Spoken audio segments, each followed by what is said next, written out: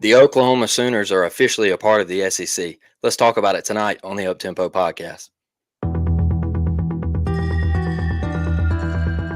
You are now listening to the War Report Podcast Network.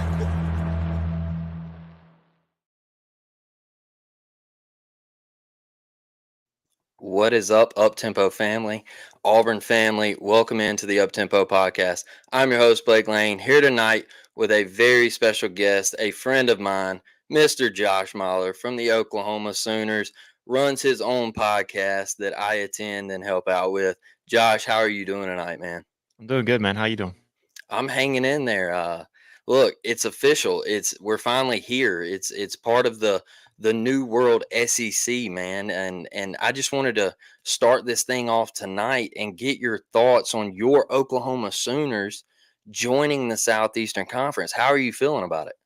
I mean, honestly, I couldn't be more excited. One thing that I think a lot of people overlook is the fact that if you take the last decade, Oklahoma has been the biggest brand and the dominant force in the Big 12.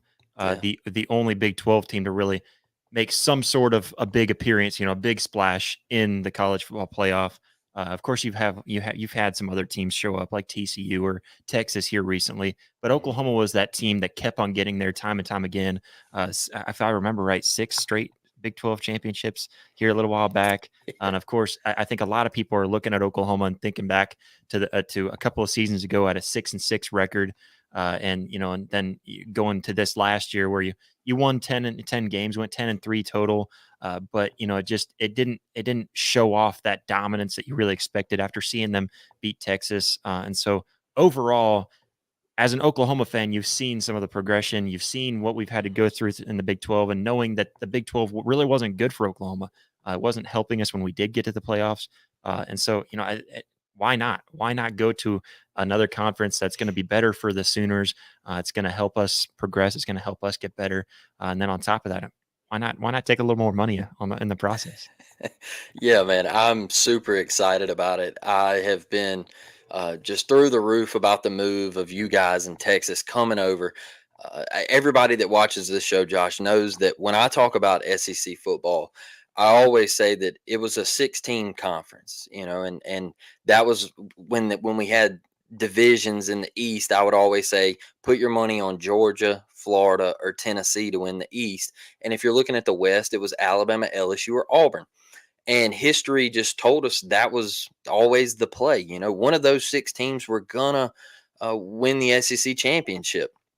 And now when Oklahoma and Texas come in, I looked at it and I said, now it's an 8-team league because you're just bringing 2 of the top 10, top 15 programs in the country to the best conference in college athletics, and not only in football, but we're talking baseball, basketball, golf, gymnastics, softball, all of these sports. You guys in Texas you're right there. And so it just adds to how great the Southeastern Conference is, man. And that's one thing that I'm a competitive guy, that, and I can't wait for it. I think both fan bases in Norman and Austin, I think, are both going to fit in really well. I think it's a great move, and just the competition, man. Let the games begin. But Josh, I wanted to start off the football talk with you talk about the move to the SEC, and you guys went and made a big move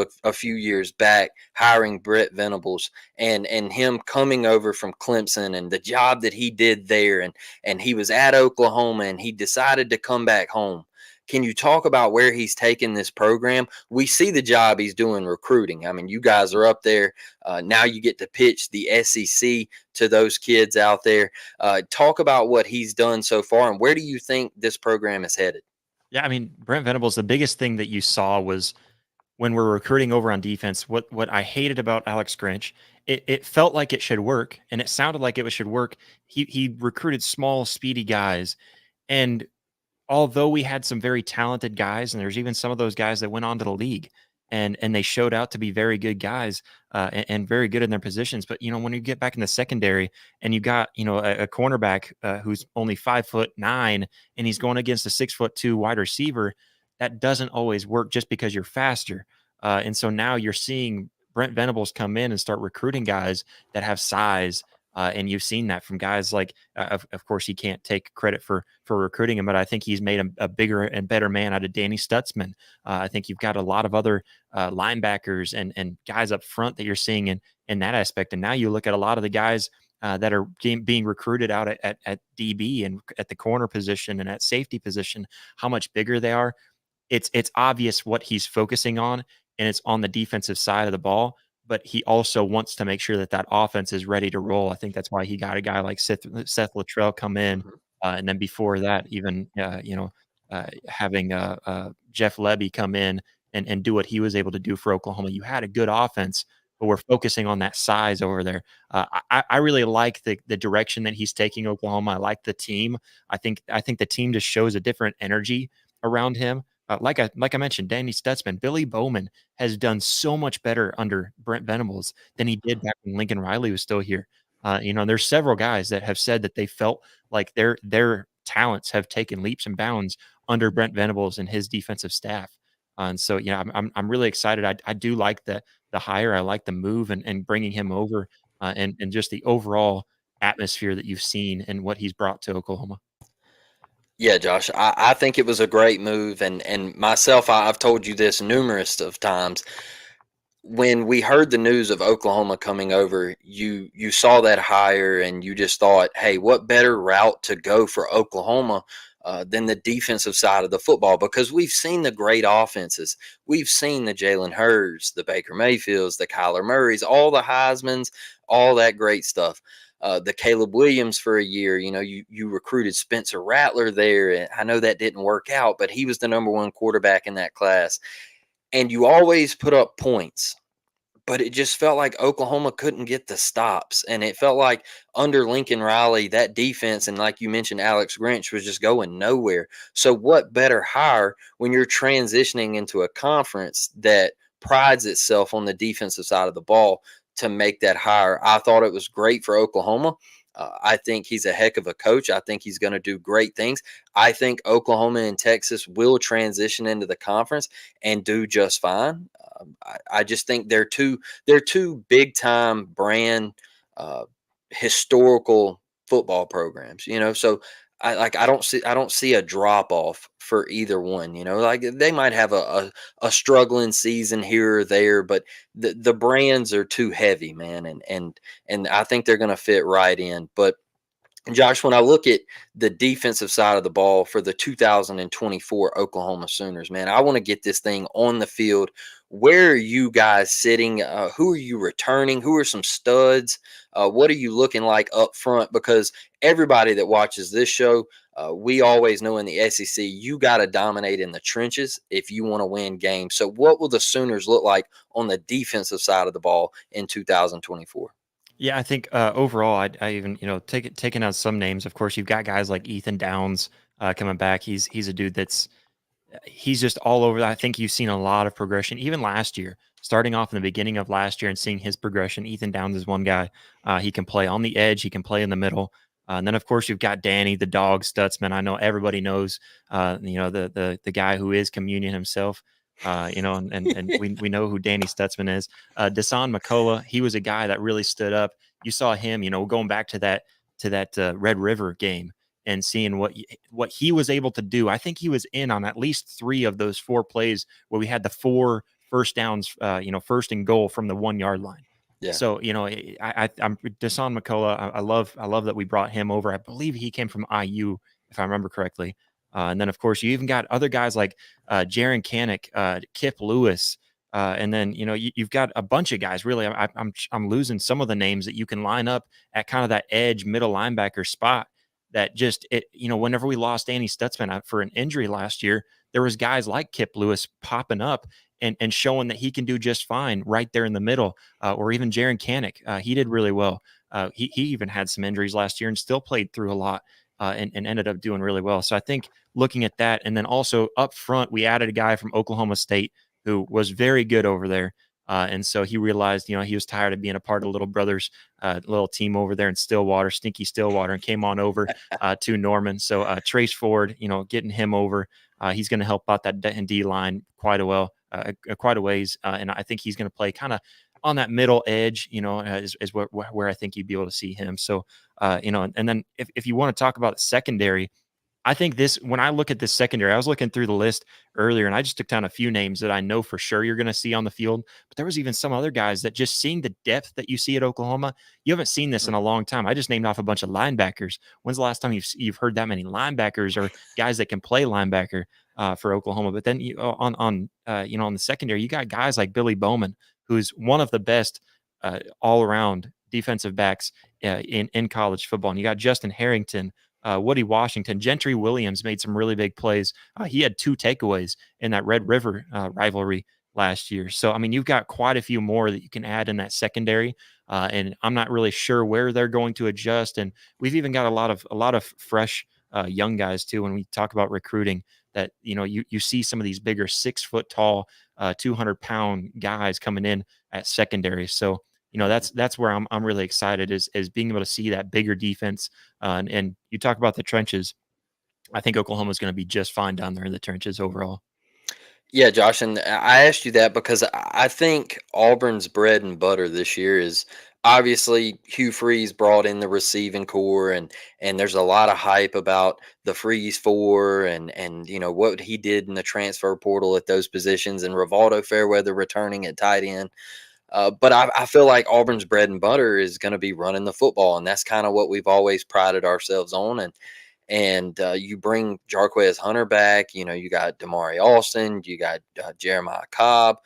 We're still praying for Brian Battie and everything that's happened in that situation. And we got an update from his family, and Brian's just battling, man. He's a warrior. So I wanted to throw that out there real quick. But you've got the talented backfield, and I think this game is going to be just absolutely huge for both teams. I think it's one of the most important games on Auburn's schedule this year because you go to Athens right after this. And let's be honest, I think Auburn should be 4-0 entering this game. I believe you guys have Tennessee the week before us, right? Yeah, Tennessee at home. So we have all Yeah. home games. Because we've got Temple, Houston, Tulane, and then Tennessee. So you guys, Tennessee is going to be a tough one, but at home in Norman, I think Oklahoma. I'm not going to say they're going to win, but that's going to be a dang good football game. So you have the possibility of having 2 undefeated teams in Jordan-Hare Stadium. Probably going to be a 2:30 kickoff. I think that's a massive atmosphere, and I asked you that because I think Auburn's going to want to line up and run the football. We've seen what Coach Thornton has done on the offensive line and bringing what he's brought in through the portal, through the high school ranks. You got a guy like Connor Liu coming back and anchoring that offensive line.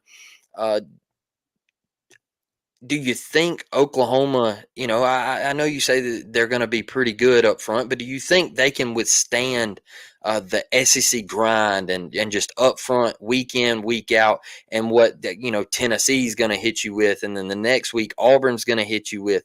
Can Oklahoma hold up in the SEC? Yeah, another guy to throw out. I'm not sure if you'll see him this year. I have to imagine you would. I've heard a lot of buzz around him in spring football and everything, but I don't know if they're just trying to hold out on showing his talents just yet.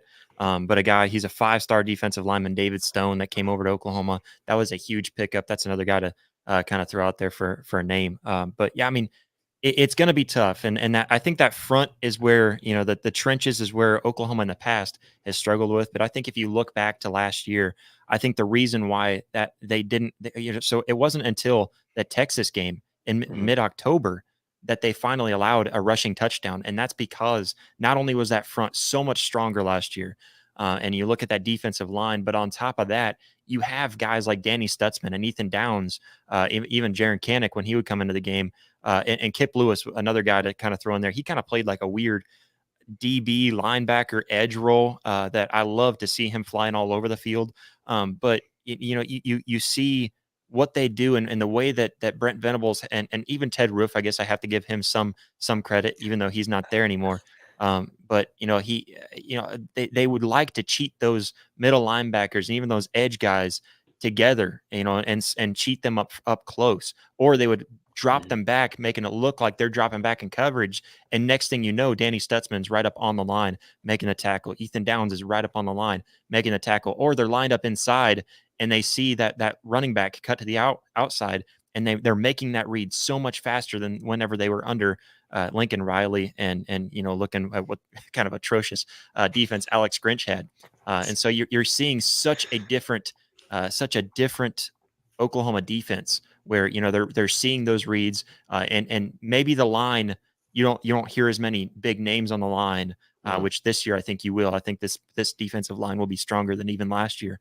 But you've got those linebackers that know how to move, know how to transition, know how to shift. And I think that's the big part in stopping the run. I think that's why they were so good at it last year. Love that answer, Josh. Look, man, we got a question over here in the chat from my guy Brett. Let's turn this thing over to the offensive side of the ball, brother. And Brett says, "Doesn't OU have a new offensive line? How are they coming together, Josh?" Yeah, I mean, really good question, and that's something I love to hear people harp on. I love to hear people, "Oh, but you guys lost your entire offensive line." You brought it up that you know that Oklahoma is known for their skill positions. Yeah. What Oklahoma is really known for, if you had to pick one position and one position only, we got some good quarterbacks. Oklahoma is O-line U. That is Oklahoma University, O-line U. I mean, that is Coach B, Coach Biedenbaugh, the greatest offensive line coach in all of college football. I might even say ever. And I know that's probably being a little bit of a homer, and I'll take the heat for thinking that. But if you go back and watch like Jalen Hurts, that was some of the cleanest offensive line shifts and stuff that I've ever seen. Whenever we had Jalen Hurts, Kyler Murray was some, but Kyler Murray was just so fast, you didn't get to see a lot of that offensive line work. It was just him taking off. I think with Baker, you saw a lot of really good shifts on that offensive line, but Jalen Hurts was the one that stood out the most to me. Just the way that he schemes, the way that he places certain guys where they belong, and finding their talents.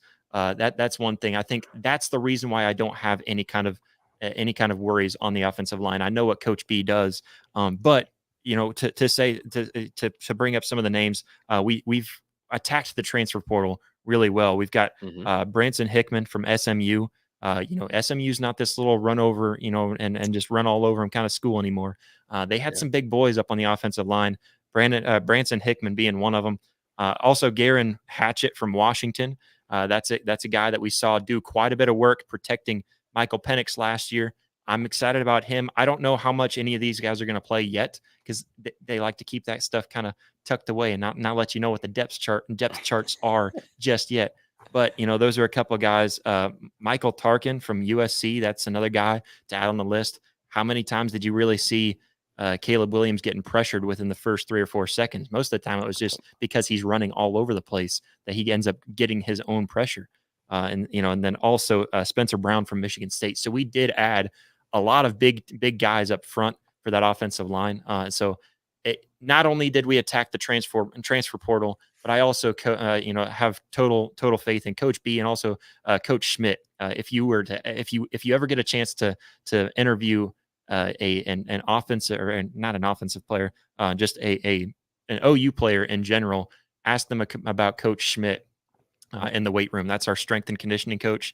Yep. And I've heard a lot of fun stories about Coach Schmidt and what he makes sure that these guys go through. So with the coaching staff in place and with the guys that we've brought in, I'm really confident about what the O-line can do. Love that, Brett. Appreciate the question. We're going to go to another question right here in the chat. Brad Browning, nationally, it doesn't seem like people are very high on OU. What is the over-under on win total coming from the OU fan base, Josh? So this is something I've struggled with, because we're going into the SEC. You can't have high expectations, but you also don't want to see yourself decline. So for me, I'm expecting I expect us to be able to win 10 games. I have the schedule pulled up, and so starting off Temple, Houston, Tulane. We should be able to win all 3 of those at home.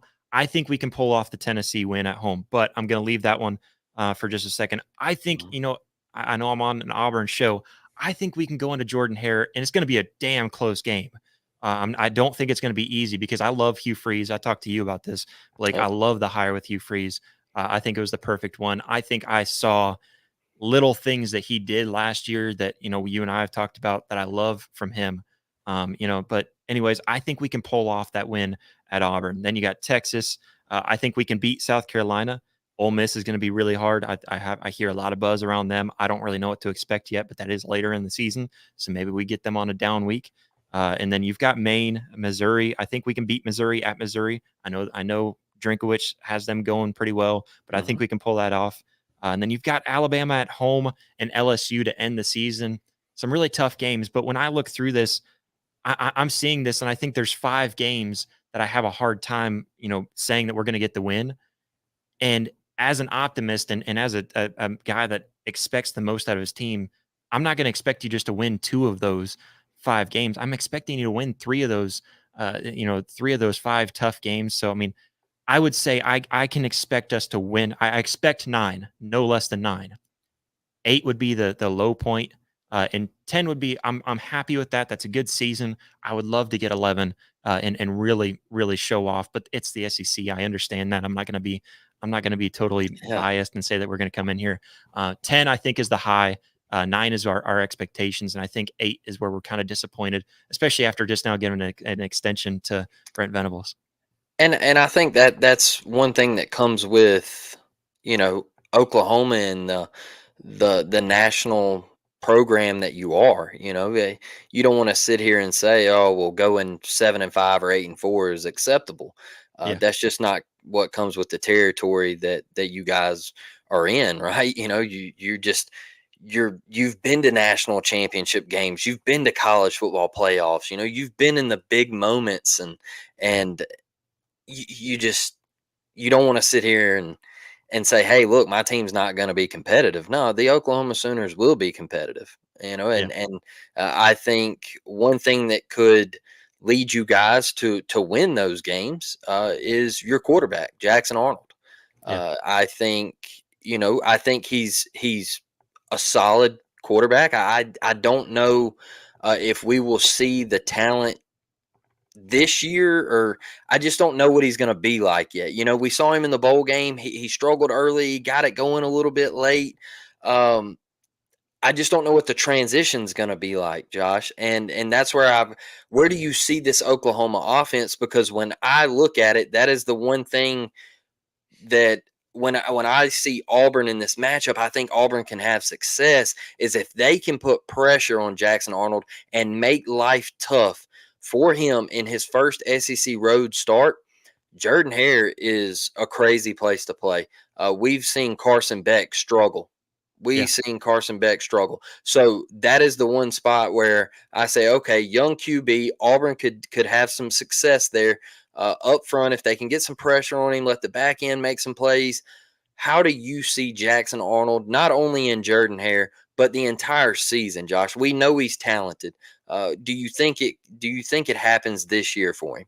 Yeah, I think a lot of people take that Arizona bowl game and they look at Jackson Arnold and they see the 3 interceptions and they just kind of write that off as what it was. What they don't take into effect is, for one, we had a brand new, really brand new co-offensive coordinators and a totally different offensive scheme than was ran all year. And you're expecting a true freshman to have come in and practiced this all season long, even though he wasn't the starter. He was practicing under one system that Jeff Lebby had for us, and he was used to that. He learned it, and they changed a lot. If you look at the plays that they ran, they didn't look anything like what we saw from Oklahoma, and you saw a lot of miss routes from receivers. There was a few times I think I know I can remember for sure one of the interceptions was blatantly on a missed route. And so I think that was one, that you can definitely write off.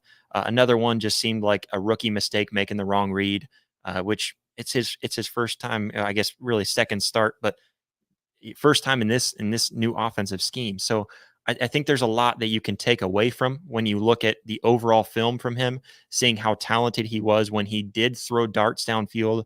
It wasn't like Dylan Gabriel where you either get the overthrow or underthrow, but it still got there. it was right on the money every time. And finding his receivers when he did find them, it was right to him. It was he did seem very comfortable coming into that game too, and we all knew what he was capable of.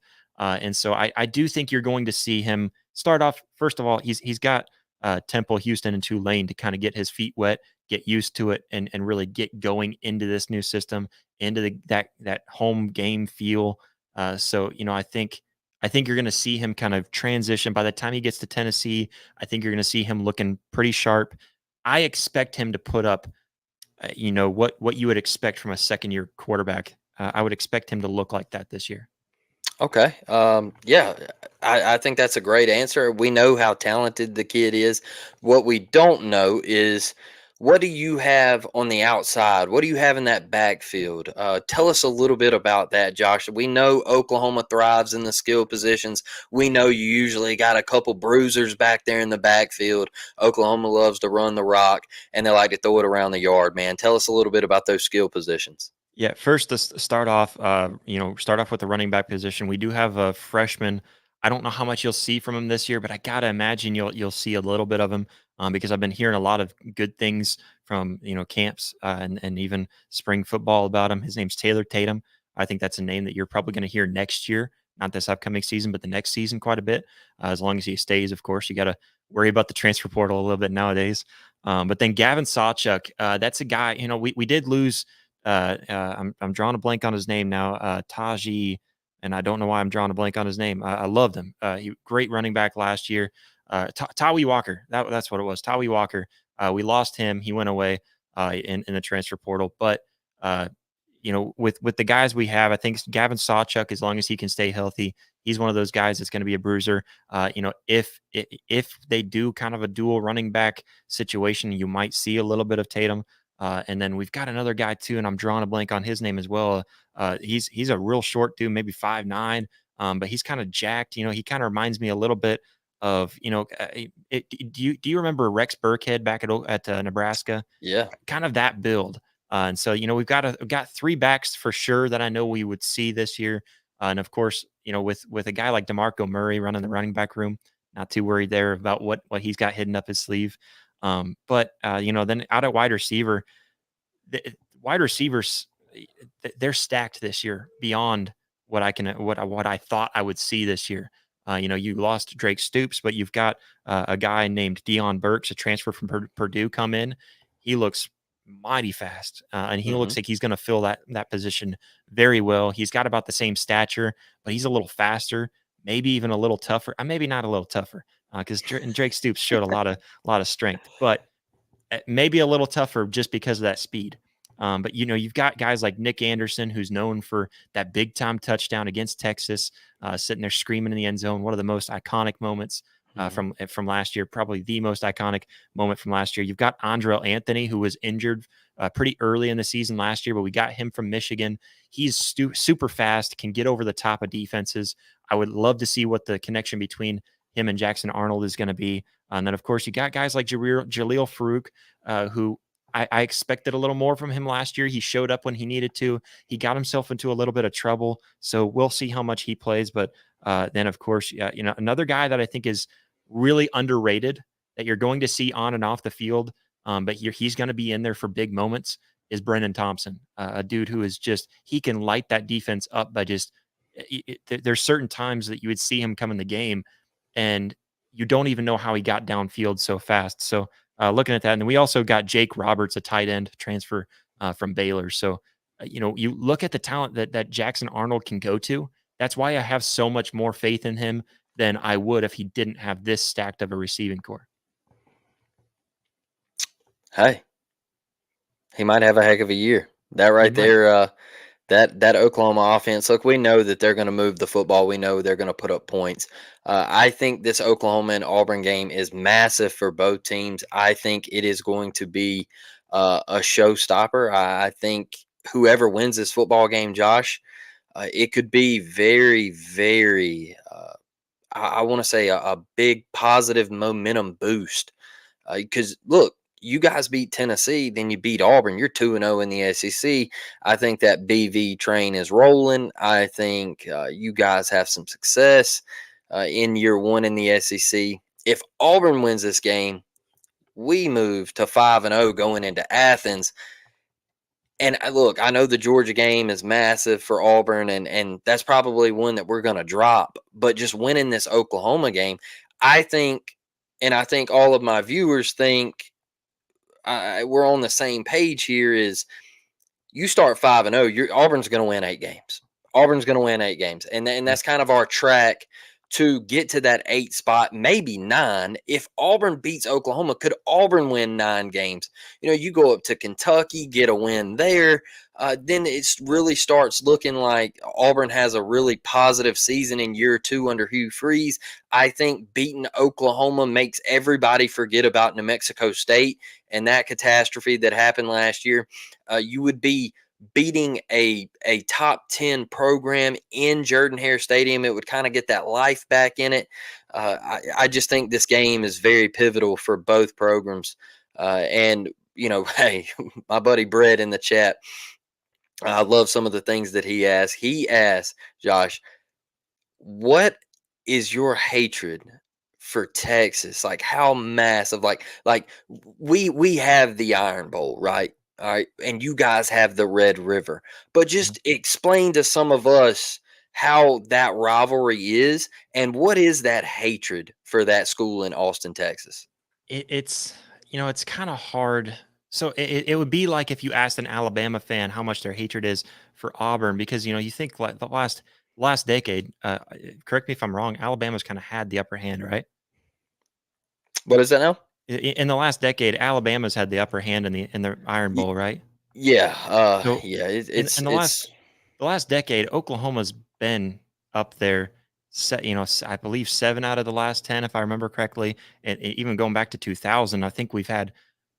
Man, I'm drawing a blank on exactly how many we've had, but we've won well over a majority of the last. So it's kind of hard to sit there and have a whole lot of hatred for a team that helps you look good in the process. But I mean, all reality, Texas, I mean, it's one of those. I mean, it's just like any rivalry, honestly. I mean, I think I would rank it right Mhm, up there with the Ohio State Michigan, really close to. I told you I don't think I would rank our rivalry up with Alabama Auburn. mhm. It's really close, but the game, the Red River game itself, I can't put another rivalry game above that one. Just the overall atmosphere and everything. But I mean, hatred for Texas. I mean, we love to throw those horns down. And Oh, one of the biggest reasons why I love coming to the SEC is because we get to do it to them and not get penalized for it, because the Big 12 helped them out. Oh, it's okay, little Texas. We'll help you. We'll be all nice to you.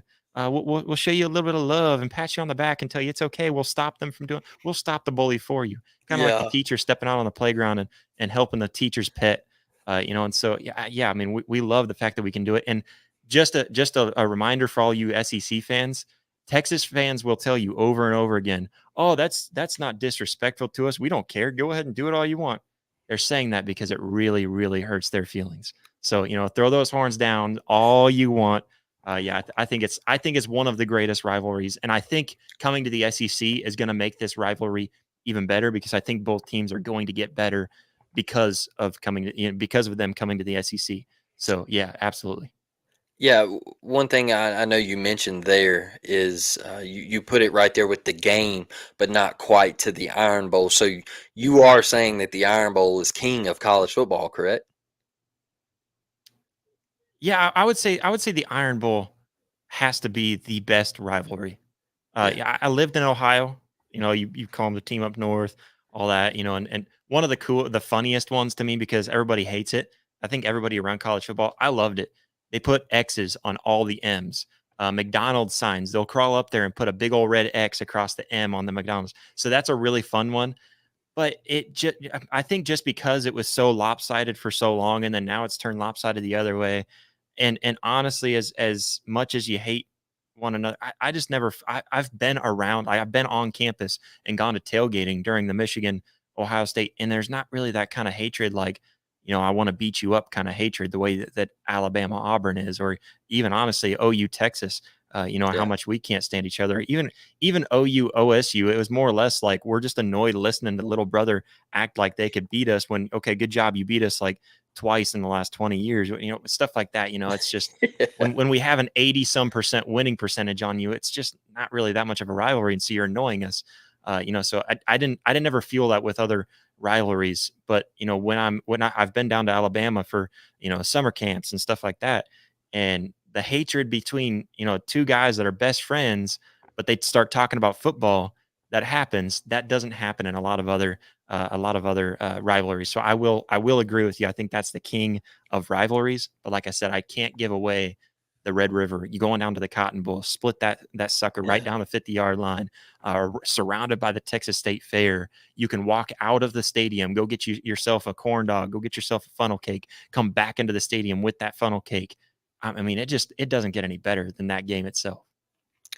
Man, that's good stuff, and I think you get a round of applause from over here in the chat. I think just them hearing that the Iron Bowl is number one from an OU guy, and look, the Red River is something that I've always wanted to experience.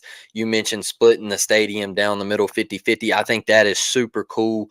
The old Cotton Bowl vibe and the feeling, I think that's super special. Just a heck of a game and two schools that we're so excited to bring into the conference, right? Josh, before I let you get out of here, man, getting back to Auburn, Oklahoma, right now, I know neither team has played a game, brother, but the line is at 2.5. Oklahoma is favored by 2.5 on the road at Jordan-Hare. Do you like that line for Oklahoma? Would you take it? Do you think Oklahoma covers, or do you think Auburn sneaks in there? Would you take the plus money line for Auburn? Yeah, I would take the -2.5 OU, and I think that's perfectly placed right now. You haven't seen any either of these two teams, and you really don't know a whole lot what to expect actually whenever they get into it. That's every team. We look at Ohio State right now. They look like they've got the best roster, but they might come out and lose 3 games. So, right now, as it stands, I like that line. I think it's perfect. And it might change drastically by the time we get closer to it. But right now, I like it. Right now, as an Oklahoma fan, I would take it. I do think Oklahoma, as it stands right now, because I know what my Sooners are capable of, and really looking at it, I think we have a better team this year than we did last year, and we have a coaching staff that's put a lot of preparation. And I think Brent Venables is getting better and better. So and you also have to look at it. Auburn had 6 wins last year, right? Yeah.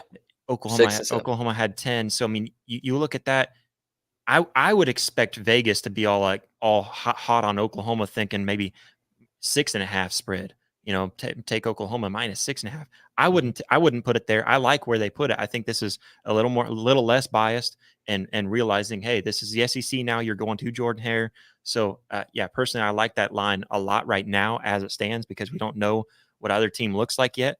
And right now, I would take Oklahoma, but a lot can change in the first 3 weeks. Hey, look, chat. All right. Hey, Josh, the OU guy, he's going to take his team. I'm an Auburn guy. Josh, and I'm going to tell you why you hammer that money line and you take them Auburn Tigers. All right. Don't take the 2.5, because when you're betting, all right, if there's a 2.5 out there, there's no point in taking it. Go ahead and be the big dog. Take the Auburn Tigers on the money line. Here's why. I think you got Tennessee coming to town the week before us, and I think you're going to be so focused on that task at hand, stopping Nico Lamalavea, that offense. And you're probably going to get in a little shootout with the Vols. And then Auburn's going to be lurking. You got to come to us at Jordan-Hare. Give me the Tigers money line. I believe in Peyton Thorne in this offense, Hugh Freeze. I think they can get it done. I like what Auburn brings on defense. If we shore up that defensive front, I like us. And I get it, man. Your Sooners, I think they're a great program. I think you're one heck of a guy that follows these Oklahoma Sooners. I think the fan base and just that school coming into this conference is going to be great. And I love your picks, brother. And Josh, before we let you get out of here, you got to drop where you do your podcast, the name of the podcast, and who is somebody that co-hosts your podcast with you, brother. Yeah, I mean, first, just to kind of throw some keys for Yeah. Auburn real quick for you. So a couple of big tests for Auburn. Hmm. Because like since meeting you, and even before I met you, I liked Auburn. I always have. I Yeah, knew I had some buddies that were Auburn fans growing up. But one thing you can't be complacent. Auburn, when I'm looking at their schedule, they've got kind of that Ohio State treatment. When you got all those home games, we yeah, joke about Ohio State just always having a home game. yeah, They do have that, and one thing you've got to worry about is getting complacent with that home atmosphere. And so that's one thing. When you get Oklahoma in there, you can't be complacent. You've got to recognize you've got a good team coming in, and this is going to be the toughest team you faced. Arkansas is not going to be as tough as Oklahoma next year. I'm pretty yeah. confident in saying that. So this will be the toughest that you have to face. And, just like what you were saying, Oklahoma's going to have to focus on Tennessee and Tennessee only, and Hmm. then move on to the next week. Auburn's going to have to focus on Oklahoma and Oklahoma only, but they Hmm. also have to realize, man, we're going to have to go on the road to Athens right after this. And then True, on top of that, you're going to have to go on a little bit of an away stretch because you're also go to Mizzou and to Kentucky. true. So, that's a couple of things. But overall, yeah, I mean, kind of going back to what you were saying, I'm Josh Mahler. I'm host of Rising to the Occasion. We do our podcast over on YouTube. We have all the Apple Podcasts, Spotify, all those podcast platforms like that. You can check us out over there. Rising to the Occasion. We're also on social media: Facebook, Instagram, X, formerly known as Twitter, whatever you want to call it. You can check us out on there and go give us a follow. And of course, I got you, Blake, as one of my co-hosts. Hmm. When you and I kicked it off, I think I was talking to you a little bit about Auburn and the SEC, and then we just kind of clicked. And I was like, you come on over, man. I want you to hop on and be a co-host with me. And then, Yeah. of course, my cousin, who's here in Sioux City with me, jumping on too, Jeremy. And so we all three co-host Rising to the Occasion. We're part of Herd at Sports. It's a little sports network media company out of Omaha, Nebraska. We have a good time doing it, and I mean we've grown with it, man. So we just kept on rolling with it. Love it, man. Hey, I enjoy every bit of it, and I've had a blast getting to know you. And Saturday mornings in the fall, doing the little college game day specials that we do live on YouTube and all that. It's been a heck of a time. And Josh, I thank you for joining me tonight, man. Um, I appreciate you. All of your knowledge of the Oklahoma Sooners. It's been really fun to get on here and welcome you guys into the conference, brother. I really appreciate it. No, man, I appreciate you for having me on. I don't get a whole lot, with ours, we're national sports, so I don't get to Yeah. sit here and rag about my Oklahomas, sit and get on my soapbox. So I absolutely love it, and I appreciate you for bringing me on, man. Yeah, man. Hey, once again, hopefully when we get in the season, I know you'll hop back on here with us. Yeah, yeah, and like I told you, I know I'm gonna try to come down to Auburn. I want to experience Jordan Hare, whether I go into the game or not. I know you Yeah. and I talked about tailgating, so with any of your fans want to come over and rag on me and give me a hard time or whatever, I'd love to hear from them. All right, man. Yeah, we can set that up, and like I told you about Mama G's too. That's a great little vibe there Well, on and who game day. knows? Who knows? Maybe we can reach around and get ourselves a little live show. Talk to our guys over here and see what our producers can help us set up. Hey, that'd be sick. That'd be fun to kind of do like a day in the life of an Auburn and an OU fan. I think that'd be pretty cool. It'd be some pretty cool content. Yeah, yeah. I was surrounded by a bunch of Nebraska guys when we were up here in Lincoln playing in Nebraska, and it got real quiet real quick. I'll say that there. But I don't think it's going to be the same down at Jordan Hare. I think I love what Auburn's doing, man. I'm excited. Well, we appreciate you, brother, and we'll let you hop out of here. I'm gonna hop over here and get some questions in the chat, man. And chat, we're only gonna be going for a couple more minutes. I um, I just want to hear some of the things that you got, some questions that you got. I think Josh did a great job answering all Oklahoma questions. He's very knowledgeable of the Sooners, loves his Sooners. Hopefully, he can come down to Jordan Hare. We could treat him.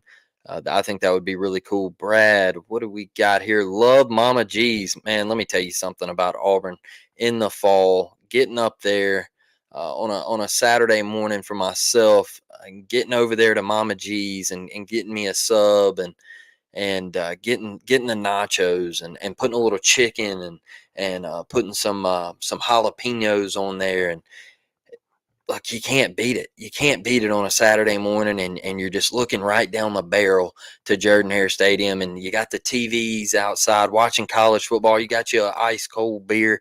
I mean, it's just you can't beat it, man. So it's a really fun atmosphere right there, and hopefully, like I said, Josh gets to come down and experience it. Let's see what we got here. Brad said, "Hey Josh, thanks for your take. We don't get that kind of respect from other SEC fan bases for real." Yeah, look, like I said, Josh he's a great dude, and when Josh and I talk about the SEC, he knows what Oklahoma's walking into, right? He understands that this isn't going to be an easy task. It's going to be tough for Oklahoma. I think breaking Jackson Arnold in is going to be tough, and you have Tennessee there. Then you travel to Jordan-Hare. This Oklahoma schedule is tough. I think Texas got the better hand out of the two in year one, right? So that was kind of my concern, and that's why I think it's such a massive game for Auburn, and that's why I wanted to bring Josh on to talk about who could we might see in these pivotal roles for Oklahoma. Who's going to be on the outside? What's the offensive line going to look like? How is Jackson Arnold going to respond? All of this stuff. Brent Venables and what his third year. Like this is key stuff, and I think Josh knocked it out of the park. So. Let's see, what do we got? Oh wow, Brett, I did not even think of this. Great stuff here. The return of Josh Heupel to OU. Wow, that's going to be electric. I didn't even think about that. Great stuff here. You know, I was wondering why he never got brought up for that job, and I didn't know if there was bad blood involved or anything like that. Um, it's crazy, like especially the way he runs his offense, and now him going back to Norman. That's going to be electric. That is going to be a heck of an atmosphere. But look, the Auburn Tigers, in my opinion, you got to have Peyton Thorne make plays against the Oklahoma secondary. Got to make plays.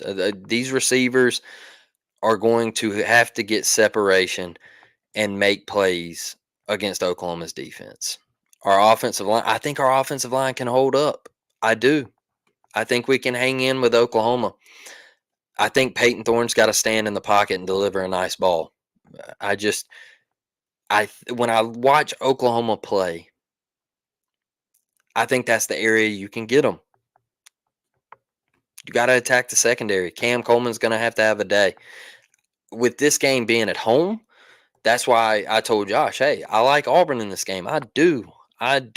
And when Dustin and I do our predictions and when it's a week out from the season and we, predict every all 12 games and all that good stuff, you're going to see a dub next to Oklahoma's name and on my list because I think Auburn makes more plays than they do in Jordan-Hare.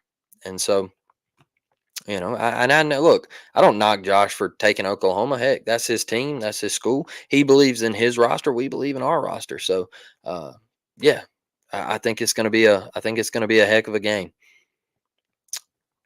Richard, appreciate it, brother. Look, Dustin couldn't join me tonight. Dustin has been battling COVID, y'all. Please pray for Dustin. Hope he gets better soon. He was going to try to make it tonight. And he texted me right up before the show, and he was like, "Blake, I can't make it, man." He was like, "I'm sorry," and I was like, "Hey, no worries. Like we got it covered." Was bringing Josh on, and Dustin, just pray for him. He's had a tough couple weeks, y'all, and so look, life gets in the way sometimes, and that there's a couple people that in this chat that we're praying for, and we're always going to stick together as a group. So. What do we got right here? Oh, Brad. Yeah, I won't get on that. I won't get on that topic. But yeah, look, Dustin, we're praying for you, brother. Hope to see you. Hopefully, we can get a show in with Thursday being the 4th of July. Hopefully, we can get a show in maybe over the weekend. I don't really know. Hopefully, Dustin's better. It's going to be tough. I don't know what my plans are for 4th of July. So we'll have to figure that out. Let you know. Last thing I really wanted to talk about was we have a new little sponsor for the show.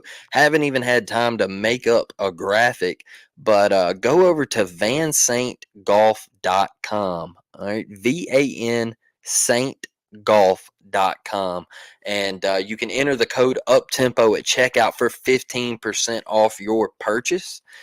All the golf polos, golf hats, all that good stuff. Go check them out. We really appreciate them for letting us hop on what they're doing over there, and so we do have that. And look, guys, I think it was a great episode tonight. Appreciate everybody in the chat for joining me. Enjoy your 4th of July. Enjoy your Independence Day. Thank all of those who serve in the military for allowing us to live in the greatest country on earth, for allowing us to have the freedom that we do, the opportunities that we do, to live, like I said, in the greatest land on earth. And I'm thankful from the bottom of my heart, man. I love being from the United States of America, and I will show that Thursday.